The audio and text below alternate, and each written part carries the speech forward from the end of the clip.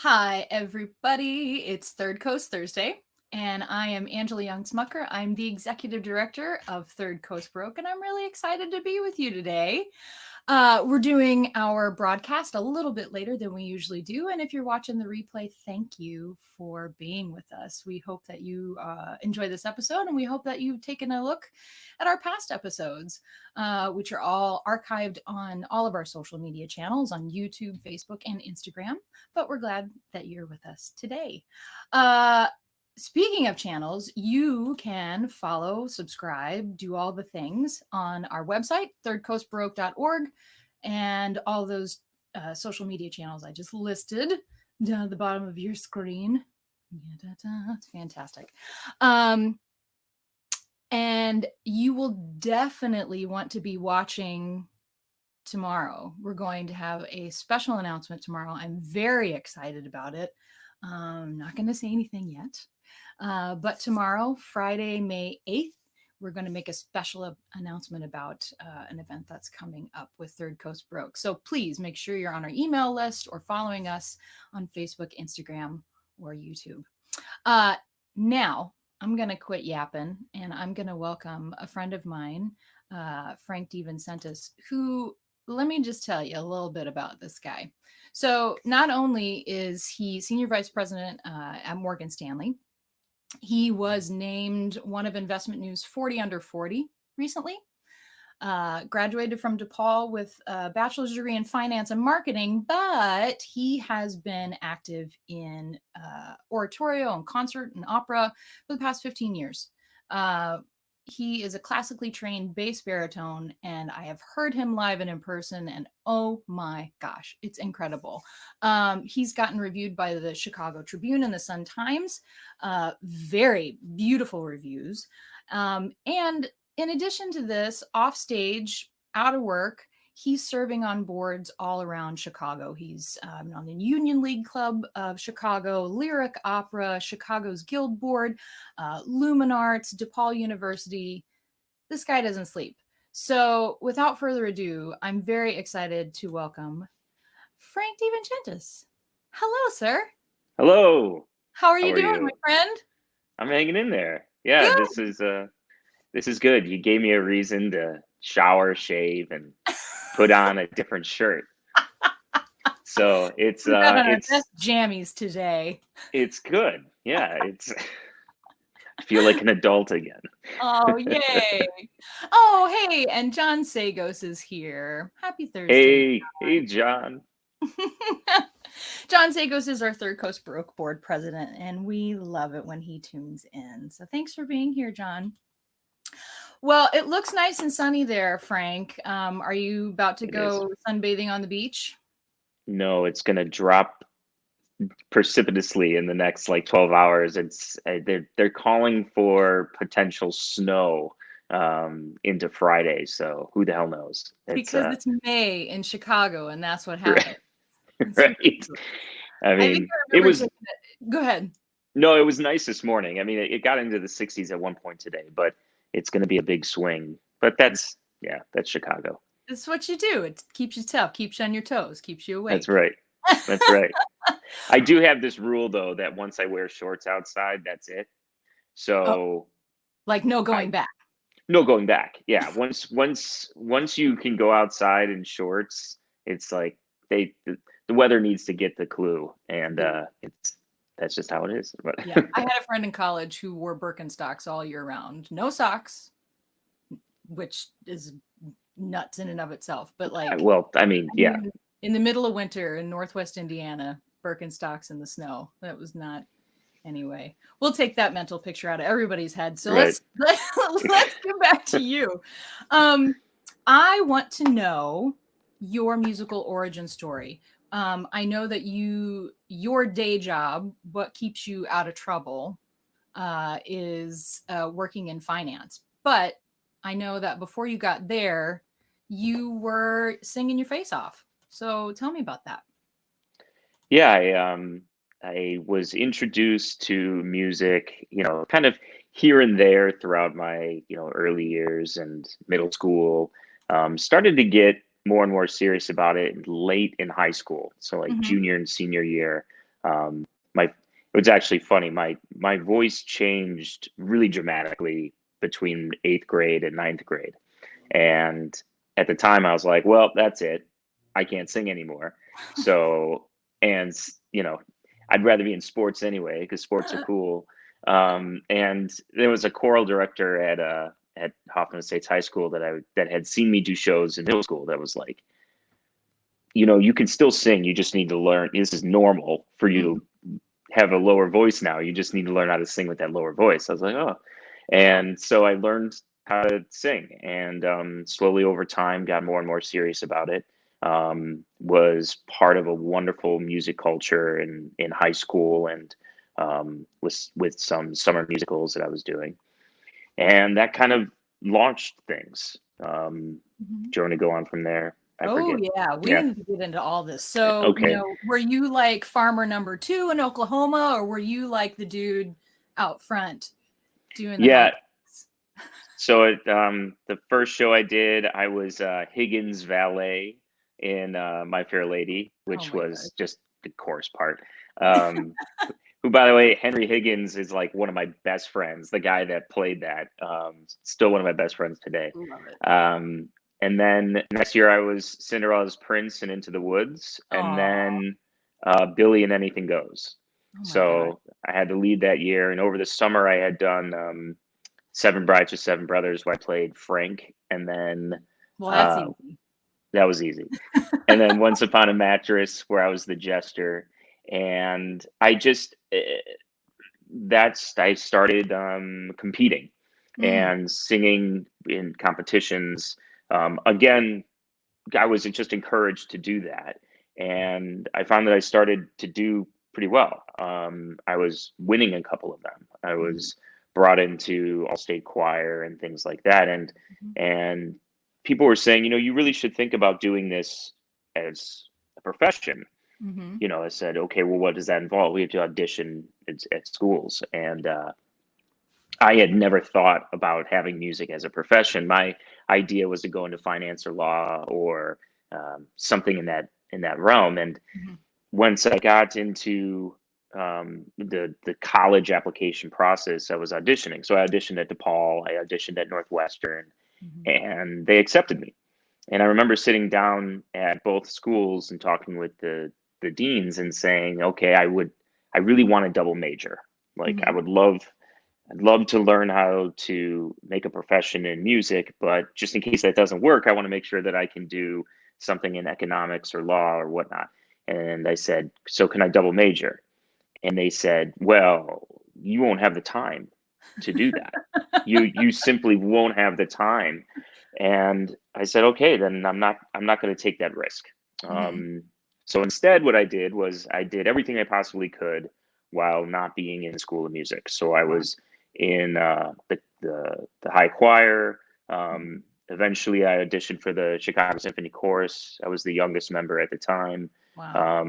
I was doing oratorios at DePaul with them, both choir and solos, opera chorus, and then the theater school would end up doing a combined production with the School of Music Mhm. every year. And so those years I did Cinderella's Prince and Into the Woods, and um, it's like I do other roles, and Hey man, if you got a good song, put it on it's repeat. agony, baby.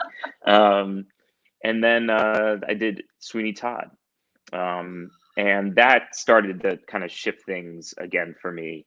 Um, I was in my senior year, I was applying to law schools, I was interviewing for banking jobs. Mhm. Um, I had won a state voice competition, and people again were saying, "You, what are you doing? Don't be an accountant. You sing." And I gotta stop you just for a second so people understand, like when you say that you were in a show playing Cinderella's Prince or playing Sweeney Todd, that doesn't mean like a couple nights a week or one night a week, you go to rehearsal and you do your thing Yeah, and then you put the show on eventually. Like that's every single night for hours, usually really late at night. And then in addition to that, you're doing your classes, you're working. So yeah. It was, and as in a role like Sweeney Todd, you're diving in and you're doing a lot of homework beyond the rehearsal, Mm-hmm. and that's what's kind of fun about it is really investigating the role and finding internally what links up, Mm-hmm. and just trying your best to have the best performance possible. I love it. But yeah, that was a recurring theme throughout, because I did end up going to grad school for voice. And that audition process was interesting. Auditioned at Northwestern, DePaul, Juilliard, Michigan, and I was accepted everywhere. But Mm. every institution except DePaul said that I would have to go back and do 4 years of undergrad, and then the 2 years to get my master's. So it was a 6 year thing. And I Ah, was like, well, I already have my undergrad in finance and marketing and right. accounting. Why? I don't think I should have to do this. It's like, well, you need oral skills, you need, music history, you need these. And I'm like, yeah, I don't know. So, but Can't I sing the DePaul, songs? I mean, come on. But then DePaul said, look, we'll let you do it in 3 years. And so I was in that program for a while, doing opera, but at the same time I was working full time.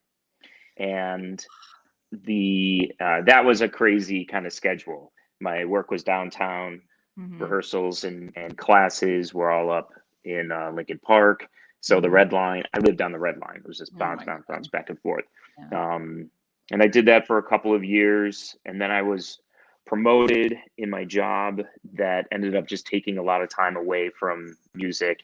Mm-hmm. And it was one of those things where I just said, I kind of got to go with the sure thing right now, Right. Right. and walked away from music as a career.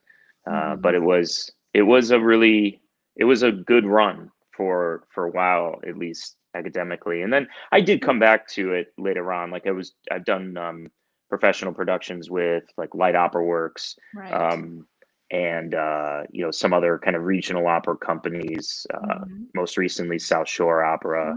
Mm-hmm. Just Which, by the way, folks, I heard him sing oh yeah, that's right. Commendatore in that concert. Holy shnikes. It was glorious. I mean, the whole hall just resonated. It was amazing. Thank you. And that was Paul. That's Paul Robeson Hall. It was Paul Robeson that actually sung in that space. It's Oh my crazy. gosh. Um, Oh my gosh. It was at the South Shore Cultural Center, which is one of my yeah. favorite venues in Chicago. It's gorgeous, which, by the way, for all you trivia buffs, the exterior of that building of the South Shore Cultural Center was used for the concert venue in the Blues Brothers. Thank you very much. That's right. It all That's goes right. back to the Blues Brothers, just so we all know. Don't tell Ruben that. Well, um, so okay, so you're sort of living, in my opinion, this sort of dual personality of like numbers and finance and business and this artistic outlet. I mean, you've got both sides of your brain firing. So, in your mind and in your world, how do you connect those two? How do you relate finance and business to music? yeah, I was in thinking about. Oh, I just saw that the question actually pops up there. That's good because my memory is short these days. I can look down there and say, "What were we I talking got a about?" little gremlin in Or charge of just all. in case I go way off topic, and then it's like, Frank. so so yeah, I you know there's been plenty of studies and authors that have talked about how people that have an inclination towards music typically have an inclination also towards math. Mhm. um, and it's that's not a new theory. I always thought it has to relate with kind of the spatial relationships Mhm. with a lot of music. What you're doing is you're kind of very quickly kind of transition into seeing the interval Mhm. versus seeing like what specific note. So as you're reading throughout, it's just all proportions and relationships. And that's something that I always had a proclivity to within math as well. It Mm. was what relates to each concept, to what, how does this number flow into that number? And I think that's why it was a natural process for me to go into financial analysis, and essentially saying what story is being told here by looking at the numbers. Ah, As we look at the music, we're having to interpret that, and as performers or audience members, we're seeing the story unfold. It's the same thing with numbers. yeah. um, I mean, it's not as sensory as some things, but So diving into an annual. Yeah, go ahead. no, I think that's an incredible gift that you and other people who are in that field have, because like morons like me, I'm like, I got to make a budget. And I was like, how do numbers work? So it's taken a long time for me personally to sort of see how that exists.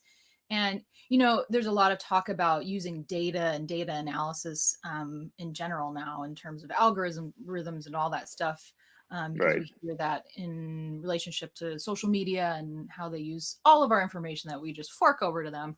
But that's a whole other episode Right. altogether. Um, but to look at that, that information and see, okay, there's a story underneath that's driving this. Um, that to me is incredible. I mean, that I love that. This is Yeah, and why that. I was like, how do accountants get fired up about, like, let's do spreadsheets, Right. Right. Yeah, it's not numbers for numbers sake. Right. There's a reason. It's a finances, projections, Mhm. accounting. They serve as a vehicle to launch an idea or to grow an idea, whether Yeah. that's a business and for-profit enterprise, an investment portfolio, someone's personal finances, or not-for-profits. I mean, it's all the same um, relationship. We're trying to, I mean, not to say like, you're trying to warp the story by altering the numbers. Right. It's really kind of, I view like planning and production a little bit in the way that I think about from a compositional level, Mhm. because you're saying, what direction am I going to take this, and then what impact does that have on the page? Mhm. And in any case, that's at least for me the connection. Um, I love but it. I'm definitely, as kind of like a right left brain person, Mhm. um, I can't be one or the other, Mm. and that's one of the reasons why I like what I do. As Mhm. a financial advisor, I am speaking to both the quantitative and the qualitative aspects of a client's life, and their wishes, their desires. If it Mhm. was just all data analysis, I'd lose my mind. If it was all, you know, uh, you know, just How you feel about shaking everything. hands and entertaining and all of that, I think I'd go nuts there too. So, Yeah. um, You get the best of both it's, worlds. but it was the same thing in music too. It's like Mhm. I like performing, don't get me wrong, but my favorite part was the rehearsal. I loved the workshopping, the woodshedding, getting Mhm. it right. Mhm. That was something that I always just loved. Well, see, and like that, I think that's a big deal because, um, you know, as an educator, I've had students come into my studio saying, they want to major in music or they want to have a career in music, but they don't like the process of preparation. They only like the end product. And I'm not saying this is every student, but I've come across, professional colleagues who maybe felt that way or something. Sure. So and I've always had the perspective that, you have to enjoy the process. You have to be excited by the process because that's where you're going to spend most of your time. In That fact, it's more performance. important than the accolades. I mean, I Absolutely. think, and I think that that's an analogy that carries through in a lot of things. I mean, you have to find a way of enjoying the process of getting better, Mm-hmm. even though it can be grueling and boring and feel like it's rote often. That's certainly one of the things that I kind of take from music and take from that time is just uh, finding the joy in the craft Mm-hmm. itself versus the applause or any of that. Which is In fact, super I kind of fun have, still, but well, yeah, it goes you know away. I always had this weird thing where, like, and this is awful that I'm saying this, but, like, I would do a performance and, you go out there for the curtain call and you're bowing and people are applauding or whatever. I just, in my mind, I was saying, you don't know. You I You have screwed no up idea. this, I screwed Yeah, up that. exactly. I don't, come on. Like, don't stop it. You're just Yeah. applauding because everyone else is applauding. I just didn't trust it. Um, so I don't know. No, I This absolutely is I becoming a absolutely therapy session all of a sudden. That's okay. It's just you and me, Frank. It's nobody else. It's fine. Actually, speaking of people watching, we have friends, Carrie, and I can never pronounce Oh, hey, it Carrie. correctly. But hey, how's it going? Remember Carrie And from the Patrick. call day patch? Yay! And our dear friend Lynn Schatz, good to see you, my dear. Thank you Hey, guys for Lynn. tuning in. It's so good to see you. I'm so glad you guys could join us today. This is super fun. Okay, well, I want to keep this rolling. So you've gone to school, you've trained with that business and analytical mind. You've kept your craft going, singing, taking lessons, singing in ensembles, being on stage. So then you graduate and you get a job. Well, you continue Yes. to have a job Right. because you've been Right. working like a workhorse all those years already. But Yeah. so now you're doing the grown up adulting thing where you're like, okay, this is it. I'm out of the dorms. I'm out on my own dorms, whatever.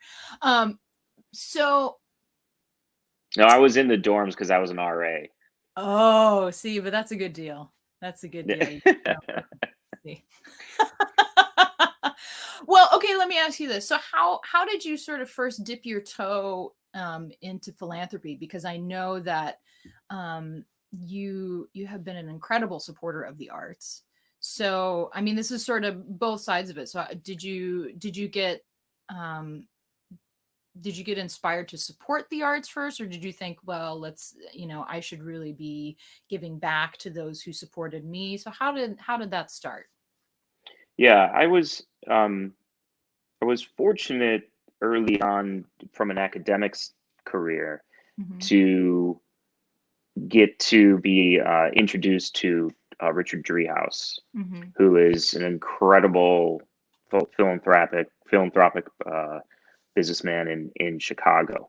Hmm. He in fact spoke at the convocation, Hmm. and when I was just looking at his career and seeing where he was focusing his later life and how important that was. It just always it became a goal for me.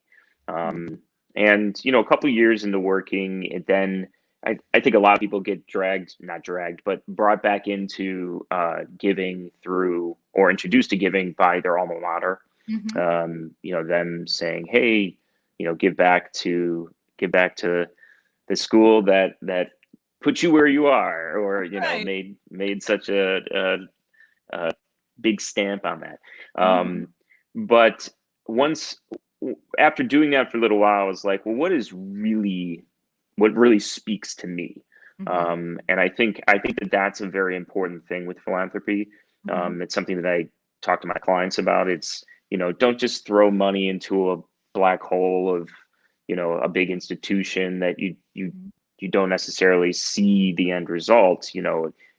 Have a reason, have it have some meaning to you. And for me, the arts was just a really natural fit because I knew from what small career things I did do, and certainly from having friends in the world of arts, just how challenging it was as an artist to make that your career. Mhm. And also how difficult it is for these institutions to put on productions, to cultivate and educate. And when you start to investigate a little bit more in that, you're like, oh, shoot, we are depriving society if we are not giving live performance. And I, of Yeah. course, have an affinity to classical, I mean, from Baroque Mhm. and onwards. So there's something to me about an unamplified, an non-artificially amplified uh, performance Mhm. live Mhm. that speaks to the body and the senses and the mind in ways that you don't get in other um, mediums. Yeah. So that that became just a huge importance to me, and I had served time with Lyric. Mhm. I was on their guild board. Mhm. Um, was really involved with some of the larger events that we threw around the Rodgers and Hammerstein musicals. Lyric Mhm. had a program with them for a while, and it was great. It was a great time. And Lyric does amazing work, but it's a pretty well known institution that has a wide donor base. Mhm. And for me, I wanted to start to have more of an impact on bringing and expanding out that cultural impact. And for what it's worth, the other thing too um, is, and I think you and I had talked about this Mhm. back when we were first met, Mhm. but Chicago used to be just a huge town for music. It still is, Mhm. but it was a place where, I mean, all jingles were recorded. Mm. This is going back a way, but Mhm. where you had a group of professional musicians that, from big band players to singers, that a Sinatra could come in and that band was put together. They knew exactly where he's going and would just absolutely kill it. Do a phenomenal job. And Mhm. um, it would be fantastic for Chicago. And then you also had these years where, like, when Schulte was at the baton, and Mhm. just how, I mean, the Chicago Symphony for a while there was the greatest orchestra in the world, hands down. Yeah. Um, so I think that it's it's in our blood, and it would be Mhm. great to be continuing to develop this so that Chicago is known for not just you know the Chicago Bulls of the Jordan era and Which I tall just buildings. started watching. I just Did started. you? Oh boy. If Last you Dance, everybody. Working on it. if yeah, like, I that is just, I mean, I will catch myself watching it with my mouth open smiling. I will just, oh my god, I remember that game. And then I catch it.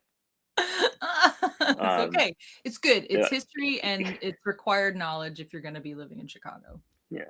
Yeah. So Well, so anyway, so that yeah. became important to me. It was like, this is where I live. This is Mhm. where I grew up. This is where all my friends are. Mhm. Um, I love the arts.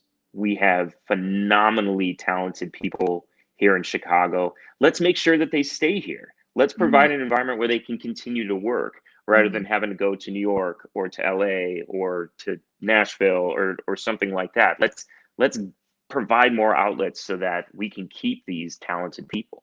Yeah. Well, and So, so that leads me to my next question. Can you can you tell folks about how you got connected with Third Coast Baroque? I mean, I know the story, but I'd love for you yeah. to share it from your point of view. So one of my current business partners, Craig Eiler, is married to Alexis. Alexis's maiden name is Del Campo, Mhm. and the Del Campo family is very, very talented. There's tons of musicians. The son Rhett worked as a professional musician for a while, and he is the uh, uh, executive Executive. director Okay. of Seraphic Fire, Mhm. and And I've sung with which Rapid Fire. you've sung with. Kevin So Bacon factors into this somewhere. There's some. Kevin Right. Bacon's degree in. Um, and at the time, I was president of Lumen Arts Cultural Foundation, Mm, which is a wonderful organization. I'm still heavily involved with them as well. And at the time, Third Coast was kind of developing some strategic planning, mhm. and I was basically referred to you as a resource. Mhm. And so the first time I met you was with Ruben, and and at the office, actually, Right. you guys were nice enough to come in.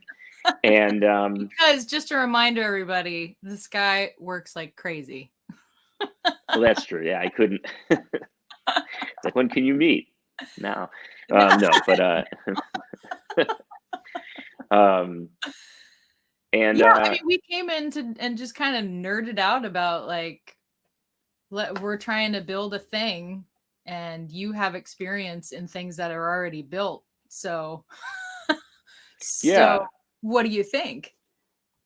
and that's what's important to me is I don't mean to use like business terms, but what's the competitive edge, what's Mhm. the kind of value proposition that your organization brings to the table. And immediately right off the bat, it was the dynamic of you and Ruben. Mm. We had, you were way sharper than I think you give yourself credit for. Already we're asking questions that were absolutely the right questions to be asking. And again, had this kind of wonderful combination of musical talent, passion, a real drive to see things succeed, and then an organized mind to kind of put it all together. And then Ruben has this wonderful charisma and charm and personality that's really important, because the other big thing about Ruben is his desire to educate Mhm. and provide context Yeah. for what it is that is being performed. And I don't care what it is. I mean, to be able to provide context to the audience Mhm. is just so meaningful. Um, I mean, it's just like a small example of this is when people are watching documentaries, Mhm. how many times are you going to your phone or your iPad to Google something, to like Wikipedia it? It's like, how tall was Phil Jackson? I mean, like, you want context. You want to have some more information, more detail, Yeah. get pulled into it a little bit more. And that is something that from the get-go was such a strength of the organization. Mm. And you saw that with how Ruben was communicating with an audience, both Mhm. as a musician as a conductor and director. Mhm. Well, amazing. And thank you for first of all, thank you. It's Well, very kind it's words. true. But Yeah. but I I am glad that you were able to sort of recognize that and see that and put that together. Um, and then I think we continued to sort of go to you for recommendations about, well, what if we did this and what if we did that? And then at one point we asked you to join the board and you said yes. Yeah. And that was great. Yeah, I mean, it was right from the get-go something I wanted to make sure that I was still helping, Mhm. because I could see how strongly you two were compelled and kind of committed to the cause. Mhm. And I liked what was being said, and how things were starting to pan out, and then going to performance and seeing how excellent that was. Mm. Um, in fact, some of my first introduction was with Vivica, Mm. which was That's a great way to a be great way to introduced. start. Yeah. Um, and the only thing that was preventing me from getting involved earlier was just previous commitments. Mhm. Mhm. I like to kind of sink my teeth into it and Yeah. make sure that I have enough time to do the best that I can Yeah. for the Well, organization. We can definitely see that. Um, I want to make sure we have some time to get to some other questions that I have. But before I Sure. do, folks, thank you for watching. Jerry Fuller, if you're still on, thanks for tuning in and saying Hey, hi. Jerry. Yay. Um, and folks, if you have any questions yourself, go ahead and type them into the comments, and we'll try and get to them before we wrap up in a few minutes. But holy crow! So a couple things I want to ask you about and get your perspective on. Right now we so the words uncertain and unprecedented and essential and pandemic. I mean, this is where we are right now, and people are being asked to help in any way that they can. Um, People's livelihoods are in a very fragile balance right now, and so we're all at home, and I'm trying to remind myself that we're safe at home. We're Right. trying to be, and all of us we're reaching out. We're reaching out to the arts. We're reaching out to entertainment to help us escape, to help us cope, to help us find comfort. um, but why is it important for people to um, not only take in all this wonderful free content that's being shared so generously right now, but why is it important for people to continue to support the arts now? Why can't we just wait until this is all Yeah. over and say, okay, I've done this now, it's okay?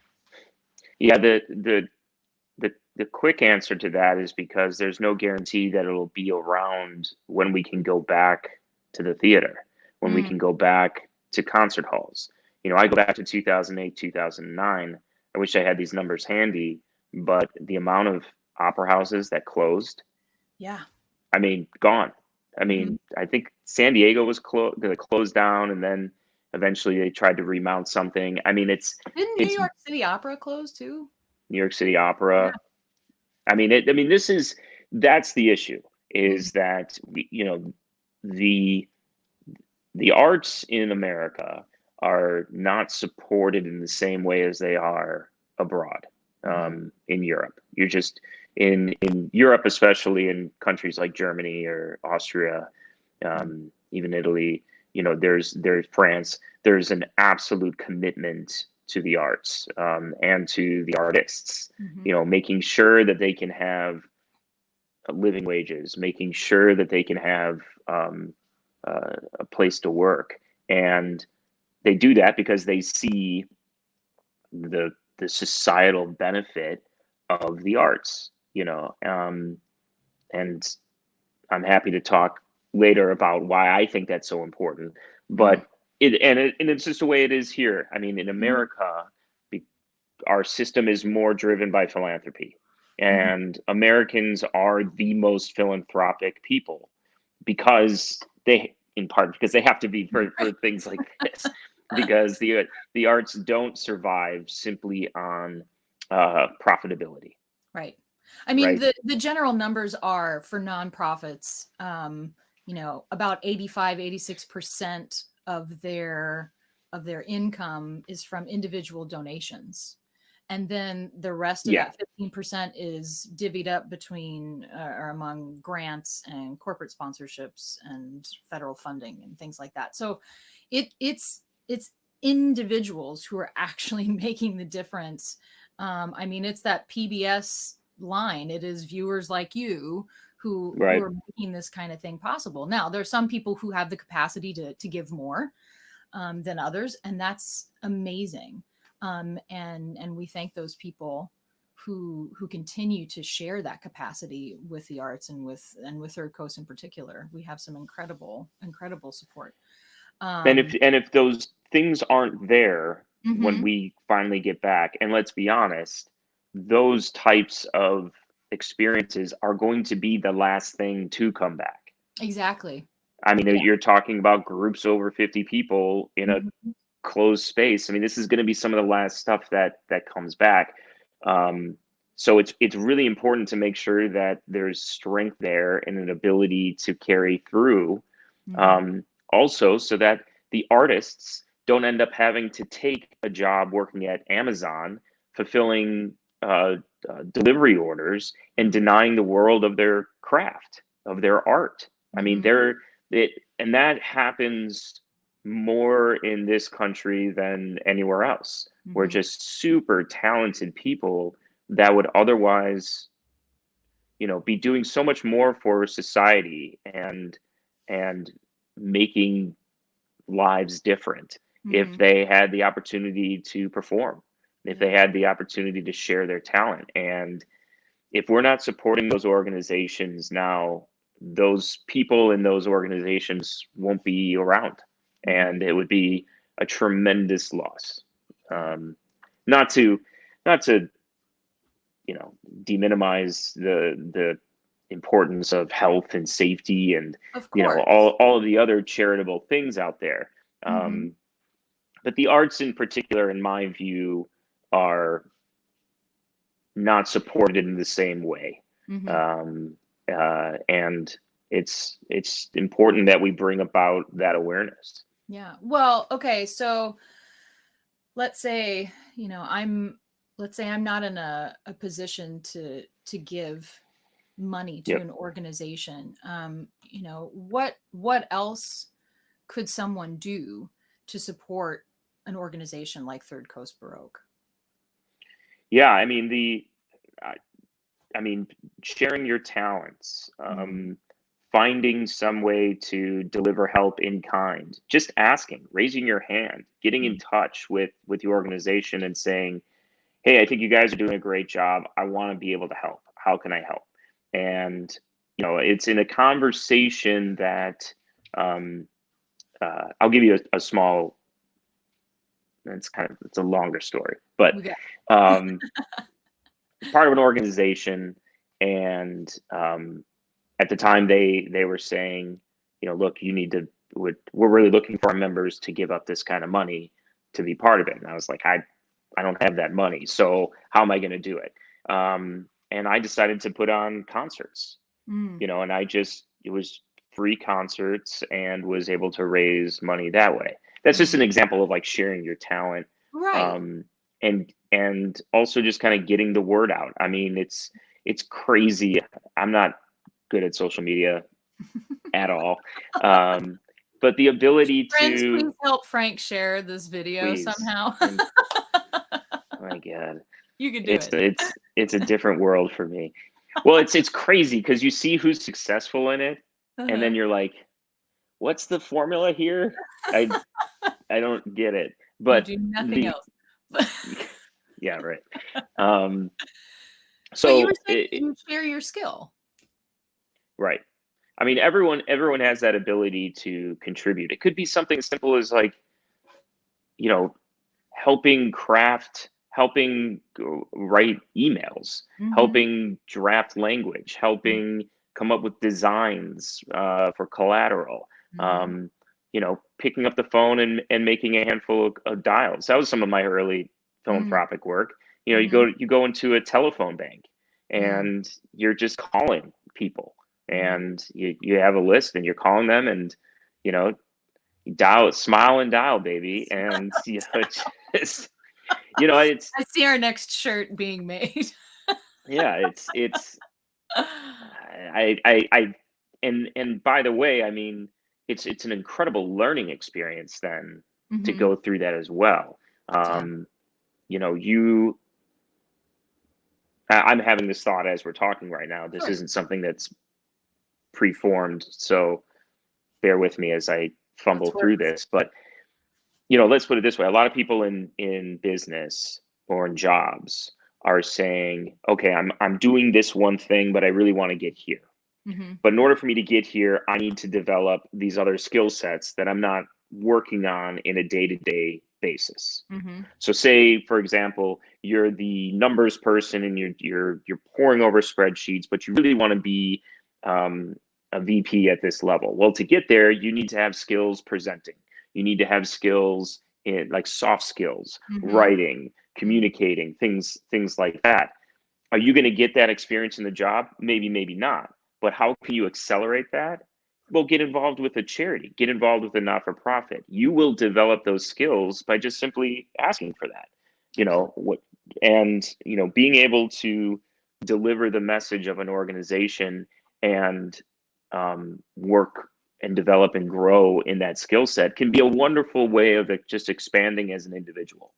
Um, and these are all ways of doing this without giving Yeah. over money. Mm-hmm. Of course, we want you to give us money. Give us money. No. The I don't have a 1-800 number. Sorry. Yeah. Can we do a close up here? You've No. done it. Um, You've done it. no. but but but yeah, you shouldn't be turned away or discouraged. There it is. You shouldn't be discouraged if you can't, because everyone has something to offer. Mm-hmm. And um, Well, and anyway, let me just say this. So I just put up this lovely website at thirdcoastbaroque.org/donate. If you go to that page on our website, it's not just click and ring up your credit card. There are on that page, on that set of pages, we talk about all the different ways that you can help support Third Coast as an organization. Yes, you can make a financial contribution, but you can also find out how to set up Amazon Smile. So every time you're ordering, your next set of masks from Amazon, a little bit can go to Third Coast Baroque with, no skin off your nose. Or you can find out, we were talking about using skills that you have. You can find out how to get in touch with us to serve on a committee or volunteer or whatever. And so, yeah, this was a learning experience for me too, as we started building this organization. I mean, it's not like this has never been done before, but to realize that, yeah, there are all these different facets that happen off stage and outside of a board meeting, that it takes a lot of people just to put on, a small concert. So it's not just donate, it's get involved. And I love what you said earlier. It's asking, how can I help? And I think that was the first conversation I had with John Sagos, our board president. He yeah, asked me, how could I help? And then look what happened. See, I don't yeah. know. I just kind of twist people's arms, but don't tell anybody. Don't tell anybody. Frank, oh my gosh, this has been super fun. Oh, hi, Leona. Thanks so much for tuning in today. A friend of mine from Bronzeville. It's so good to see you. I miss you. Oh. Sorry, it's my little moment just for a second. So, um, thank you. I got distracted there. Thank you, Frank. Thank you for all the help that you give Third Coast Baroque, and thanks for being here and talking today. This is a lot of fun. I hope people found it helpful, and I hope you had a good time. I had a great time, and thank you, Angela. Thank you for all the hard work and really the creativity that you bring to this. I mean, there's things that we're doing as an organization during this time that I, I many would not have thought even possible. So thank you for your hard work. Well, it is my pleasure and my passion, so I'm happy to do it. Frank, I'm gonna say goodbye, and we'll see you on the other side, and I'm Yep. sure in a meeting. Everyone stay healthy, and you know, we'll get through this. Absolutely, absolutely. Take care, Frank. We'll see you soon. All right. Cheers. Oh, that was awesome. Thank you all so much for tuning in today. And yes, if you want to donate or get involved, there you go. Go to that little website, thirdcoastbaroque.org/donate, and find out more. Ask questions. You can also go to the website and send us a message, or send us a message via our Facebook group or Facebook page, Instagram, the whole YouTube thing. You can find us. Also, just a reminder that if you haven't already, subscribe to our email list. Make sure you're following us on Facebook, Instagram, or YouTube, because tomorrow we're going to have a little announcement. I'm very excited about it. We're going to talk about a special event that's coming up. And then finally, I want to let you know that next week we have two wonderful women coming on to join me. On Tuesday, we will have Meet the Artist with our principal violist, Liz Hagen. I am so excited to get her on to chat. And then on Thursday, on our next Third Coast Thursday, we're going to be talking with local Chicago visual artist and costumer, Miriam Bowery. She's also known as under the name Wiriam, and you can find all of her beautiful designs online, as well as see photos of gorgeous costumes. I've met her when she first started costuming with Haymarket Opera Company back in 2011, so this will be super fun. But folks, as always, thank you so much for watching. I'm so glad you're with us. We do hope you are all safe, and I hope to see you again next week. Until then, please take care.